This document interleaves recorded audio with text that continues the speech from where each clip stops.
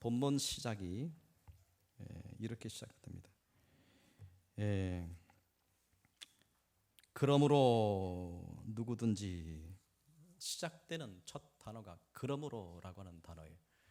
그럼 앞에서 이야기했던 모든 것의 결론으로 그러므로 누구든지라고 시작하는 이 시편, 여기 나와 있는 24편부터 27절까지 나와 있는 말씀의 내용은 앞에서 이야기한 예수님의 모든 말씀들, 또 구체적으로 말씀하면 산상수훈의 모든 말씀을 통틀어서, 그러므로 이 모든 말씀을 누구든지 듣고 행하는 자와 그 말씀을 듣고 그냥 흘려버리는 자로 두 가지로 구분해서 말씀을 하시는데, 비유를 이제 반석 위에 세운 사람과 모래 위에 집을 세운 사람으로 두 가지로 구분해서, 한 사람은 지혜로운 사람이며 한 사람은 어리석은 사람으로 이제 결론을 맺고 계신 거예요.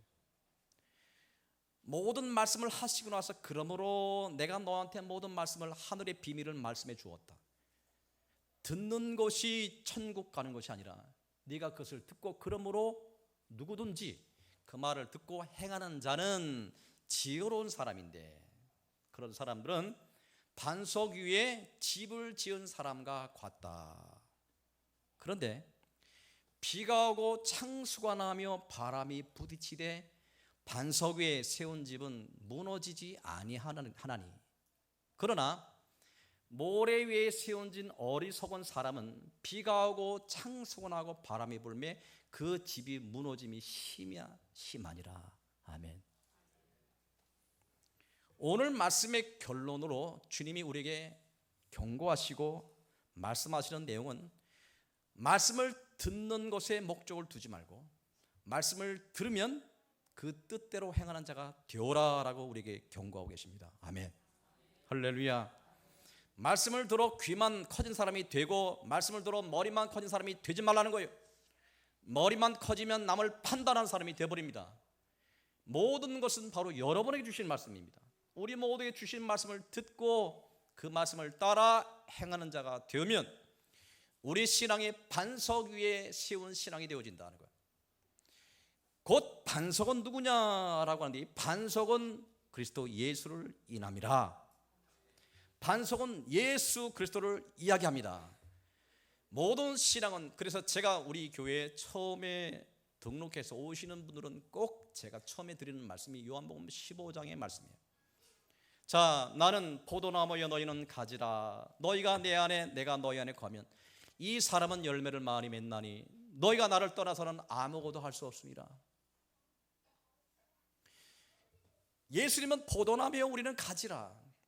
가지가 포도나무 줄기에 붙어있지 아니하면, 이 이야기는 뭐냐면 우리 신앙생활을 반석 대신 예수의 집을 짓고 우리 신앙생활 줄기 대신 그 줄기에 우리 가지가 붙어 있어야 그 가지의 열매를 맺나니 너희가 열매를 많이 맺으면 너희는 내 제자가 되리라.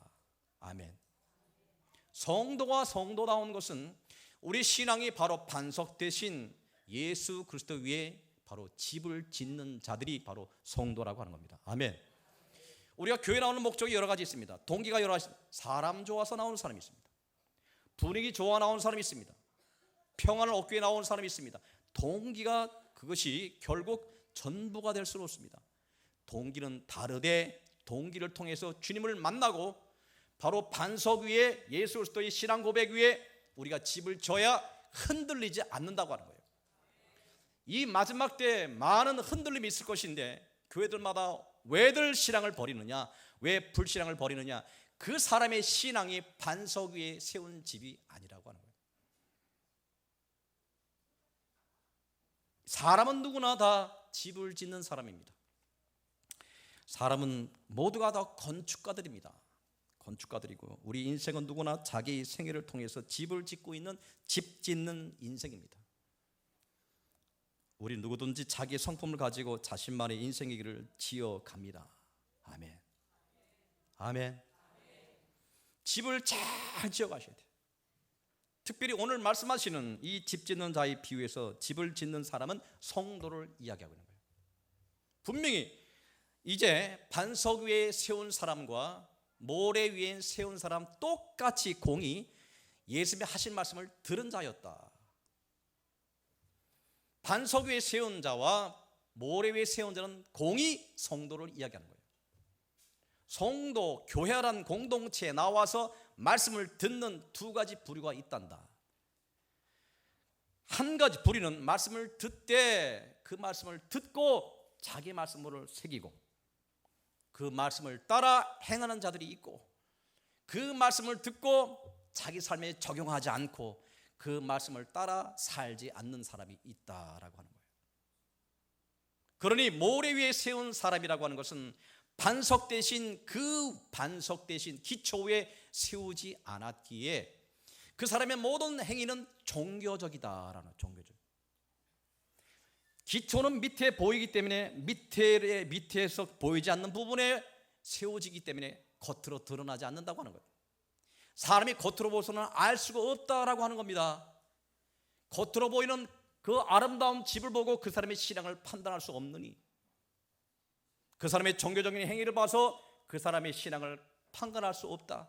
그 사람 밑에 반석에 집을 지었는지 모래 위에 집을 지었는지는 아무도 모른다. 그것을 아는 때가 오는데 언제 그것을 이제 알게 되겠느냐. 그 때가 언제 나타나느냐 보세요. 비가 오고 창수가 나며 바람이 불되 그 집에 부딪히되라고 하는 겁니다. 여기서 이야기는, 자, 비가 오고 위로부터, 하늘로부터 비가 옵니다. 창수가 나고 밑으로부터 물이 솟구칩니다.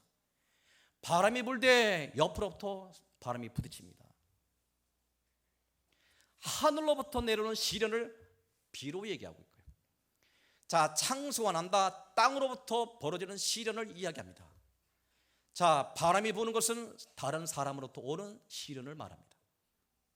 우리가 총체적으로 이 세상에서 겪는 수많은 시련을 우리가, 너희들이 과연 집을 제대로 지었는지 개인적으로 종말론적으로 주님께서 심판하실 것이다. 흔들어 볼 것이다. 개인적으로 흔들어 보는 것은 너희들이 과연 내 예수 그리스도에 네가 신앙을 바로 세우느냐, 내가 너를 흔들어 볼 것이다. 흔들어 보는데 개인적으로 여러분 한 사람 한 사람을 시험하는데 비와 창수와 바람으로 흔들어 둔다. 모두가 내가 원하지 않는 그런 일들로 말미암아 시련을 겪을 때 모두가 다 충격을 받고 당황하고 절망에 빠집니다. 예수 믿는 사람도 별다르지 않다고 하는 거예요. 우리도 궁핍한 일을 당하면 당황스럽고 거기다가 너무 슬퍼하기도 하고 우왕좌왕하기도 하지만, 그러나 결국에 있어서는 예수 믿는 사람들은 오직 여호와만 바라보시기를 주님의 이름으로 축복합니다. 여호와는 나의 반석이요, 여호와는 나의 산성이요, 내가 피할 요새시라. 아멘. 신앙은 머리에 있는 것이 아니라 신앙은 가슴에 있어야 됩니다. 필요할 때는 주님을 찾는 것이 우리의 신앙입니다. 아무리 이론적으로 지식적으로 많이 안다더라도 내 삶에 필요할 때 주님을 우리가 인정하지 않는다면 우리의 신앙은 공연불입니다. 개인적으로 신앙을 하나님께서 흔드실 때가 온다는 것, 개인적으로 하나님이 흔드시는 그 시련 속에서 담대하게 주님만을 바라보시기를 주님의 이름으로 축복합니다. 위로 하늘부터 내가 원하지 않은 그런 끔찍한 일을 당할 수도 있고요, 밑에부터 세상으로부터 오는 수많은 일들로 말미암아 내 질병으로 인하여 나의 모든 물질로 말미암아 또 다른 사람으로 말미암아 많은 시련이 내 안에 몰려올 수도 있습니다. 이 많은 시련, 내가 이길 수 있으면 그런 시련이 될 수가 없지요. 내가 원하지 않는, 내가 감당할 수 없는 단계로 당하는 것을 시련이라고 얘기하는 거예요. 끔찍한 일입니다. 내가 어찌할 수 없습니다. 그럴 때 사람은 당황하게 됩니다. 그 당황하지 않는 것은 사람이 아닙니다.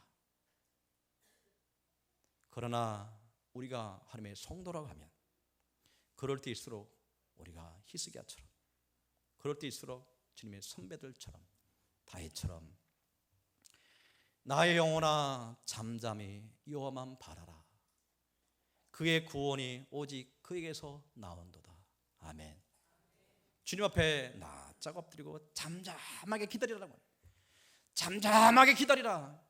하나님이 일하신다. 아멘.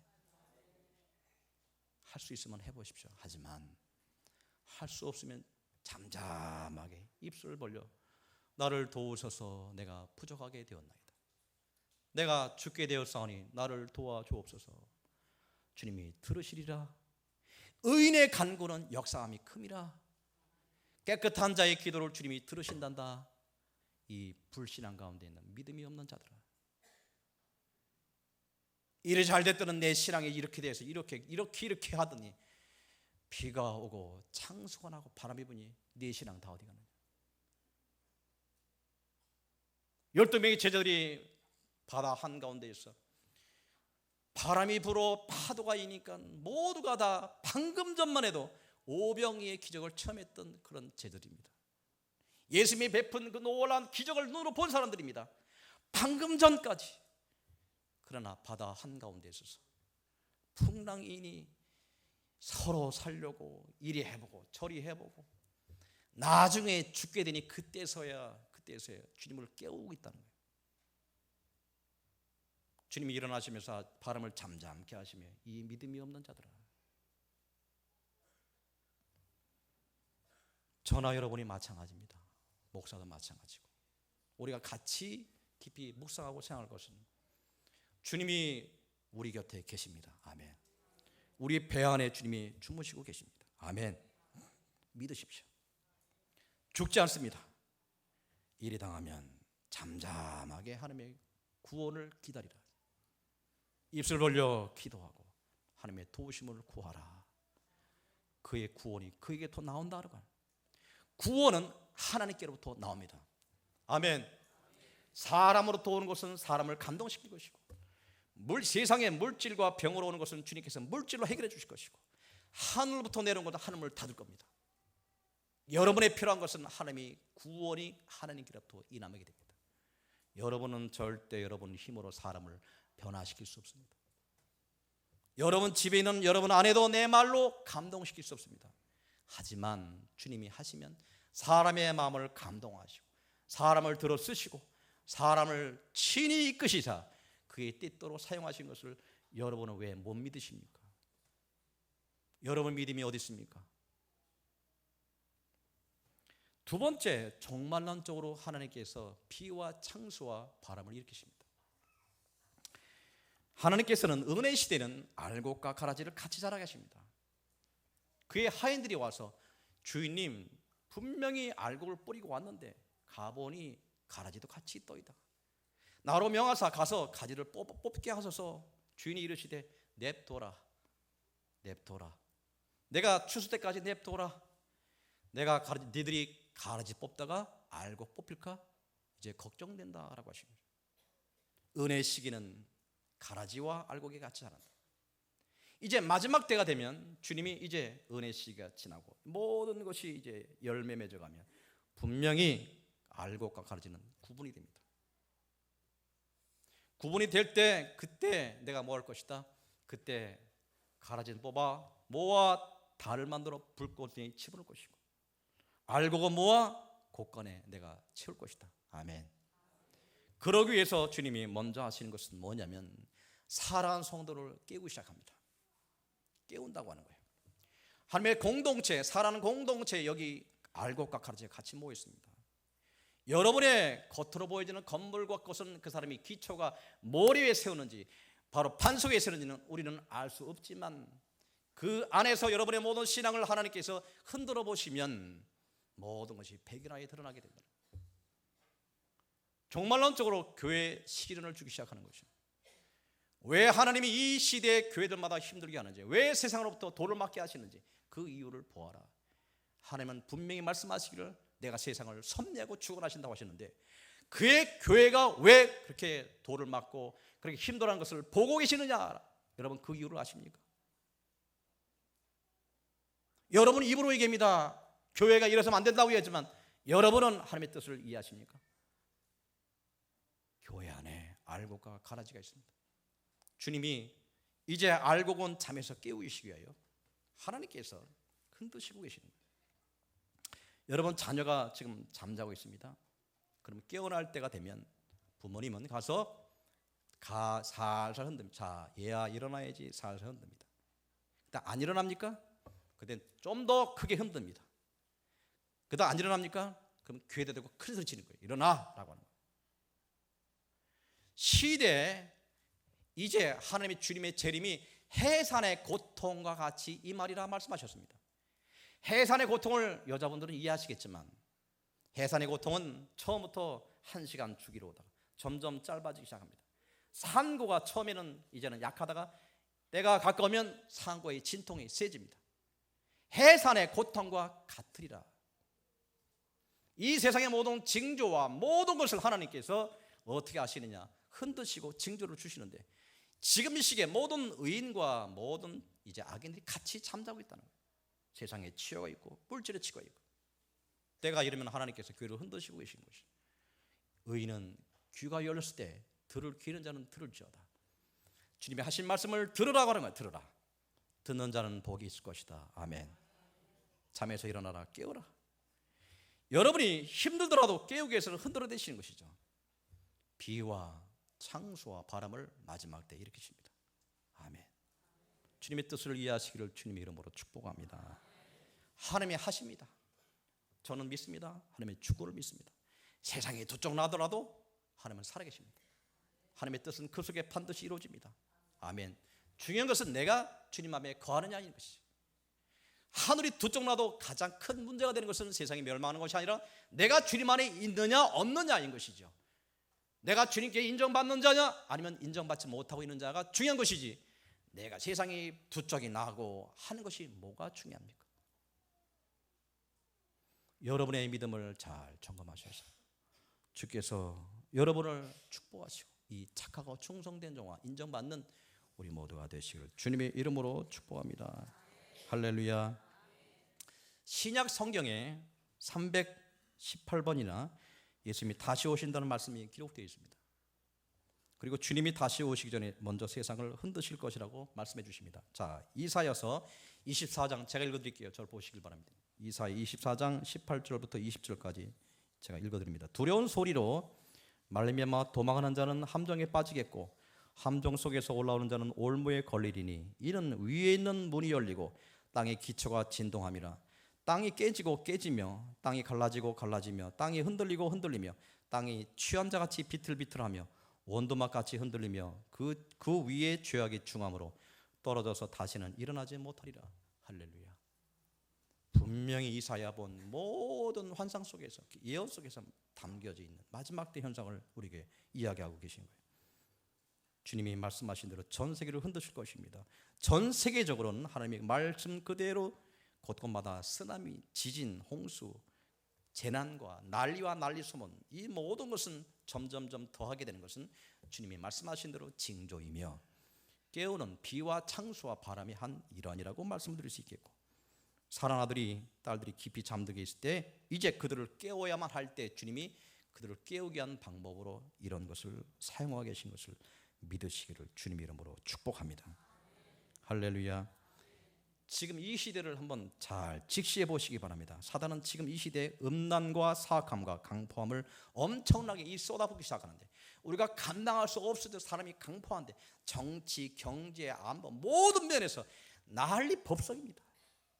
뭔가 다 미쳤습니다. 다들 이것이 세상 돌아가는 것이 과연 어떤 식으로 돌아가는지 사단이 자기 때가 얼마 남지 않은 것에서 음란과 사악함 모든 것을 다 쏟아붓기 시작하는데 그 쏟아붓는 것이 교회도 예외는 아니라고 하는 것입니다. 예전에 성도가 은혜스럽게 순진하고 착한 성도가 아닙니다.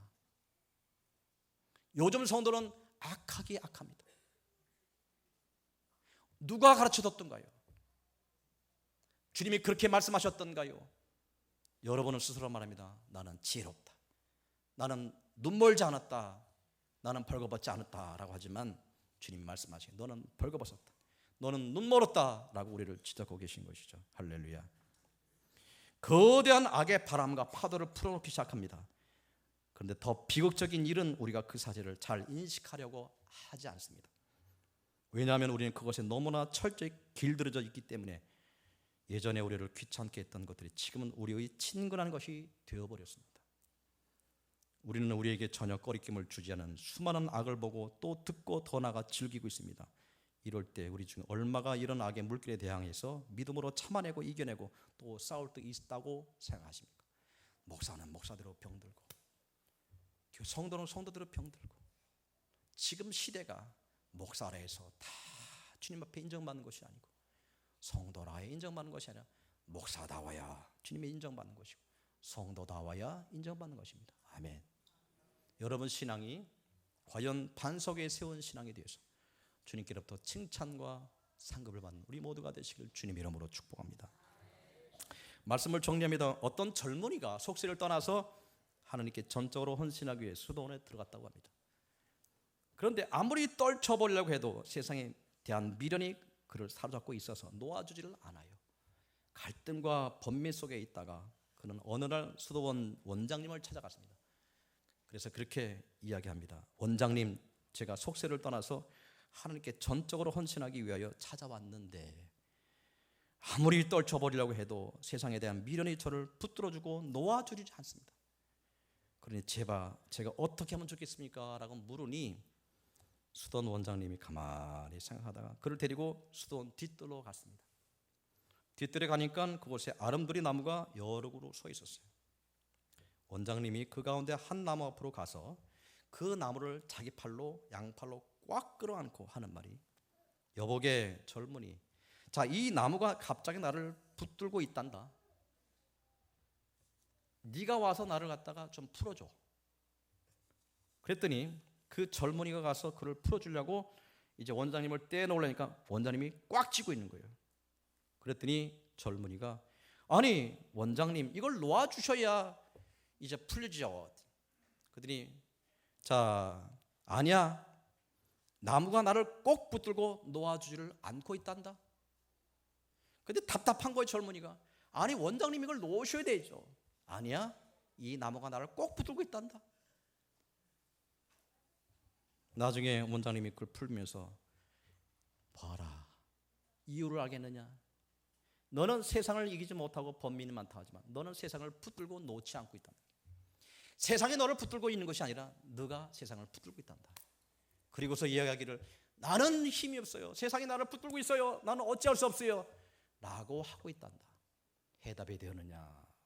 깨달음을 받고 이제 돌아갔다고 하는 예화입니다. 여러분, 요한복음 14장 21절에 이렇게 기록합니다. 나의 계명을 지키는 자라야 나를 사랑하는 자니 나를 사랑하는 자는 내 아버지께 사랑을 받을 것이요 나도 그를 사랑하여 그에게 나를 나타내리라. 세상을 사랑하시겠습니까? 주님을 사랑하시겠습니까? 주님을 사랑하는 그 사랑으로 세상을 넉넉히 이기느니라. 주님을 사랑하지 않습니다. 우리는 세상을 더 사랑합니다. 그리고서 말로는 내가 마음에는 원이로되 육신이 약하다고 합니다. 세상이 여러분을 붙들지 않습니다. 여러분은 세상을 붙들고 있는 거예요. 그러면서 얘기합니다. 이것을 누가 좀 놓아달라? 여러분이 놓아야 되죠. 누가 여러분을 갖다가 누가 가르치고 하겠습니까? 우리의 기초를 세운 자는 그 어떤 폭풍이 밀려와도 우리는 아무런 흔들림 없이 또 아무런 두려움 없이 견뎌낼 수 있습니다. 예수 반석 대신 예수 위에 우리 집을 세워가시기를 주님 이름으로 축복합니다. 세상이 흔들리고 우리의 수많은 고난이 시련이 온다 하더라도 결코 구원은 여호와께로부터 옵니다. 아멘.